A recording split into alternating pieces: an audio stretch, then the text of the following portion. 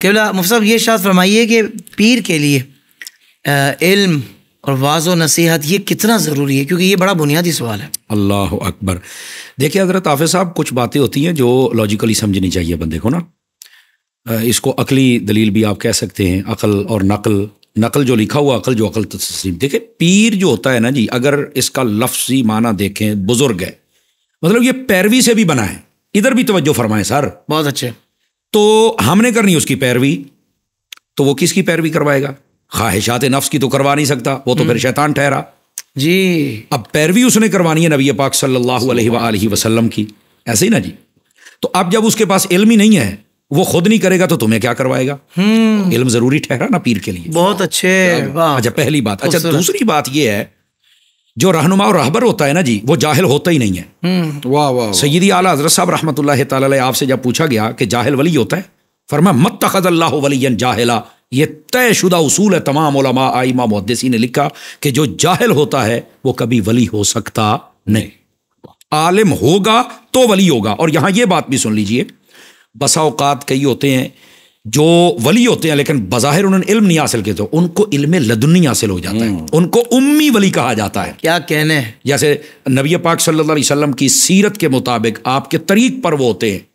کئیوں کی طبیعت میں جلال ہو تو وہ طریق موسیٰ پہ ہوتے ہیں، ہاں کئیوں کی طبیعت کے اندر اگر علم ہو تو وہ طریق حضرت ابراہیم علیہ السلام پہ ہوتے ہیں۔ کئیوں کی مطلب ہے کہ ان کی طبیعت کے اندر اگر سیر و سیاحت ہو، تبلیغ ہو تو وہ طریق حضرت عیسیٰ علیہ السلام پہ ہوتے ہیں۔ اور کئی ہوتے ہیں جو بظاہر علم نہیں حاصل کیا لیکن جب بولتے ہیں تو موتی بھی پیچھے رہ جاتے ہیں، تو وہ طریق مصطفیٰ پہ ہوتے ہیں۔ سبحان اللہ۔ نبی پاک بھی بظاہر کسی سے نہیں پڑھے لیکن فرمایا بعثت معلما، میں معلم بن کے آیا ہوں۔ واہ واہ۔ تو کہنے کا مقصد یہ ہے کہ رہنما اور راہبر جو ہوتا ہے وہ جاہل نہیں ہو سکتا، وہ عالم ہی ہوتا ہے۔ یہ دوسری بات۔ تیسری بات یہ، آپ قرآن مجید پڑھیں تو حضرت یہ مسئلہ حل ہوتا ہے۔ حضور شاہ صاحب دیکھیں قرآن مجید میں ایک ہی مقام میں عرض کرتا ہوں، 19واں پارہ حضرت آصف بن برخیہ کا ذکر ہے نا، اللہ کے ولی ہے نا، حضرت سلیمان علیہ السلام کی امت میں سے ہے نا، لیکن ان کا جو تعارف پیش کیا گیا قرآن مجید میں وہ کیسے کیا گیا؟ قال الذی عندہ علم من الکتاب، کہ ان کے پاس علم تھا کتاب کا، من تبیزیہ بعض علم ہے، جس کے پاس بعض ہے اس کا یہ حال ہے، جس کے پاس کل ہوگا پھر اس کا حال کیا ہوگا۔ لیکن کہنے کا مقصد یہ ہے کہ ولی کا جو تعارف قرآن میں بھی کروایا گیا نا، اگر آپ غور کریں تو وہاں پر بھی علم من الکتاب، علم یعنی جو پیر ہو، جو ولی ہو، اس کے لیے علم کا ہونا بھی ضروری ہے۔ اچھا یہ تیسری بات ہوگی۔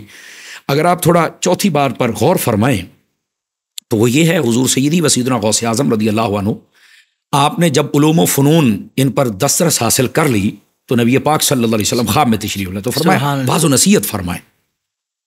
آپ نے فرمایا نانا جان گزارش یہ ہے کہ یہ بڑے فصیح و بلیغ لوگ ہیں اور بڑا علم کا دورہ تھا اس وقت، تو میں ان کے سامنے کیسے بیان کروں، میں ہچکچاتا ہوں۔ تو آپ نے فرمایا منہ مبارک کھول، یہ 7 مرتبہ لعاب دہن اقدس بطور تبرک عطا فرمایا۔ پتہ چلا حضرت شاہ صاحب یہ تبرک بزرگوں کا طریقہ ہے، تو جو نہیں کھاتے وہ جب بچے جمہوریہ اپنا تعین کرے تم کیا کھانا، ٹھیک ہے۔ اچھا آقا کریم علیہ السلام نے عطا فرما دیا تو پھر ہوا یہ کہ آپ پھر بھی ہچکچا رہے تھے، تو پھر مولا علی شیر خدا مشکل کشا داماد مصطفیٰ زوج زہرا تاجدار حلتا مراد کل کبا ہمارے قبلہ دل کعبہ جاں، سبحان اللہ، حضرت علی المرتضیٰ شیر خدا تشریف لائے تو فرمایا آپ کو حکم ہے، تو پھر کچھ میں جھجک رہا ہوں، فرمایا منہ کھولیے، 6 مرتبہ لعاب دہن عطا۔ اب جب عطا کیا تو فرمایا اب شروع کیجئے۔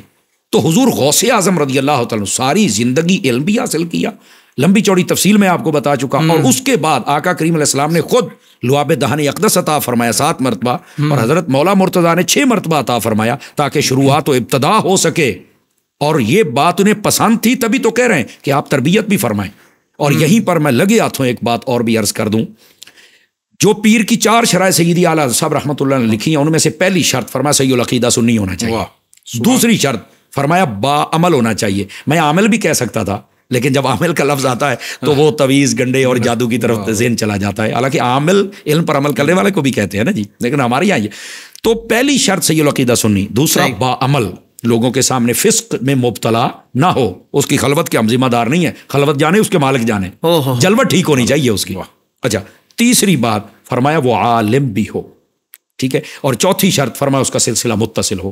تو اس طرح کر کے پیر کے لیے تو یہ علم شرط ہے, اگر نہ ہو تو وہ پیر وہ کبھی پیر بن ہی نہیں سکتا جب اس کے پاس علم نہیں ہے. تو حضور غوث پاک نے جو تبرک حاصل فرمایا نبی پاک علیہ السلام سے, مولا یہ وہی بتاتا ہے کہ انہوں نے علم بھی عطا کیا اور اس کی شروعات بھی عطا فرمائی.